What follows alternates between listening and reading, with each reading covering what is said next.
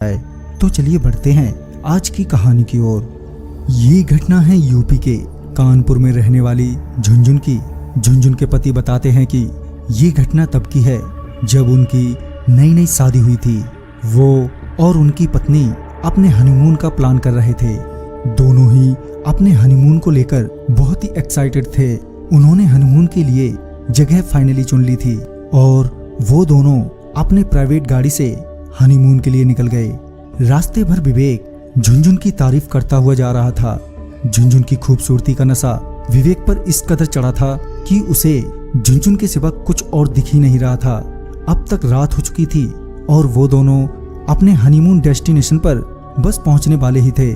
फिर वो दोनों वहां पहुंचे और फ्रेश हुए और तभी उन्होंने रात का डिनर किया।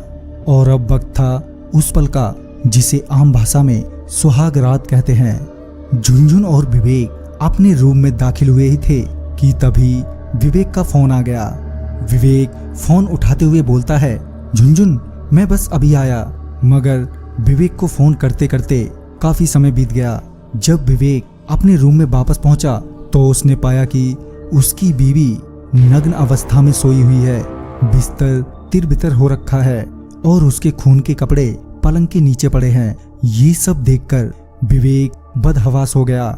जब उसने झुनझुन को उठाने की कोशिश की तो झुनझुन ने धीमी आवाज में कहा, बस अब और नहीं, मैं बहुत थक चुकी हूँ, मुझसे अब और नहीं हो पाएगा। विवेक झुनझुन की बातें सुनकर एकदम से सदमे में आ गया। उसने झुनझुन से इस बारे में बात करने की बहुत कोशिश की मगर झुनझुन को होश ही नहीं था। आखिरकार सुबह हुई पर विवेक रात भर सोया नहीं था। जब झुनझुन की आंख खुली तो उसने पाया कि विवेक गुस्से में है। विवेक को गुस्से में देख झुनझुन बोली, क्या जान अभी तक रात की बातों को लेकर बैठे हो? आखिर मैं करती भी क्या? तुमने पहले राउंड में ही मेरी हालत जो खराब कर दी थी। आखिर मैं भी तो इंसान हूँ, कोई मशीन तो हूँ नहीं। और फिर तुम भी थोड़ी देर में ही सेकंड राउंड के लिए तैयार हो गए। चलो जो हुआ सो हुआ, अब गुस्सा थूक दो। झुनझुन विवेक के करीब आते हुए बोलती है, चलो तुम सेकंड राउंड अभी ले लो मगर गुस्सा मत करो। झुनझुन विवेक के करीब आई ही थी कि तभी रूम का सामान इधर उधर उड़ने लगा मानो कोई तूफान आ गया हो। वो दोनों तुरंत ही कमरे से बाहर निकल आए। फिर विवेक ने झुनझुन को बताया कि जो कुछ भी तुम्हारे साथ हुआ है वो मैंने नहीं किया। विवेक की बातें सुनकर झुनझुन को विश्वास नहीं हो पा रहा था कि सच में ऐसा हुआ है। विवेक समझ चुका था कि मामला गंभीर है, उसे जल्दी कुछ करना होगा, नहीं तो कुछ भी हो सकता है। विवेक वहीं के एक स्थानीय ओझा से मिला जिसने बताया कि झुनझुन पर एक जिन्न की नजर है क्योंकि अब उस जिन्न ने झुनझुन के साथ संबंध बना लिया है। अब वो जिन्न तुम्हें झुनझुन के साथ नहीं रहने देगा। तभी विवेक ने उस ओझा से पूछा, क्या उस जिन्न से बचने के लिए कोई उपाय नहीं है? फिर ओझा ने कहा कि मुझे एक दिन का वक्त दो, मैं कुछ करता हूँ, लेकिन इस बीच तुम अपनी बीवी से दूर ही रहना, नहीं तो तुम्हारी जान को खतरा हो सकता है। जब विवेक वापस रिजॉर्ट लौटा तो उसने अपनी बीवी को फिर नग्न अवस्था में देखा।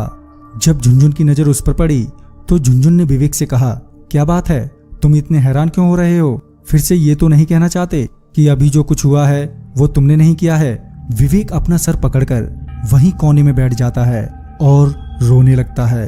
विवेक को रोता देख झुनझुन विवेक से कहती है, चलो अभी वापस घर लौट चलते हैं।